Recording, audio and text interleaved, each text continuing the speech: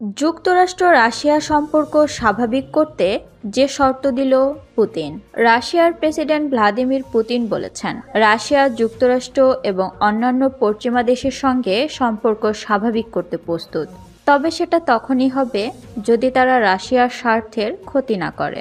রোববার VGTR-কে সাংবাদিক পাবেল জারুবিনের সঙ্গে এক সাক্ষাৎকারে রুশ প্রেসিডেন্ট বলেন, এটা বাস্তবায়ন করা সম্ভব, সবটাই ইচ্ছার উপর নির্ভর করে, তাই আমরা কখনোই এই ইচ্ছা পরিত্যাগ করিনি। পুতিন বলেন, আন্তর্জাতিক সম্পর্কের ক্ষেত্রে আমাদের সবকিছুই পরিবর্তিত হয়, কেবল রাশিয়া এবং এর জনগণের স্বার্থই অপরিবর্তিত থাকে।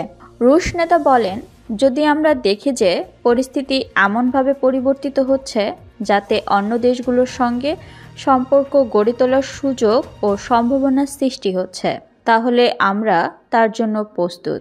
এটি আমাদের প্রশ্ন নয়, বরং তাদের প্রশ্ন। তবে এটি হতে হবে রাশিয়ান ফেডারেশনের স্বার্থের কোনো ক্ষতি না করে। আন্তর্জাতিক সম্পর্কের পরিবর্তন সম্পর্কে কথা বলতে গিয়ে পুতিন 19 এবং 20 শতকের কিছু উদাহরণ উল্লেখ করেন। তিনি বিশেষভাবে স্মরণ করেন 1853 থেকে 1856 সালে ক্রিমিয়া যুদ্ধের কথা, যখন রাশিয়ার উপর একাধিক নিষেধাজ্ঞা আরোপ করা হয়। অনেকেই তখন লিখেছিলেন যে রাশিয়া নিজেকে বিচ্ছিন্ন করেছে এবং বিশ্বে ঘটে চলা অন্যায়ের প্রতি কোনো প্রতিক্রিয়া জানায়নি।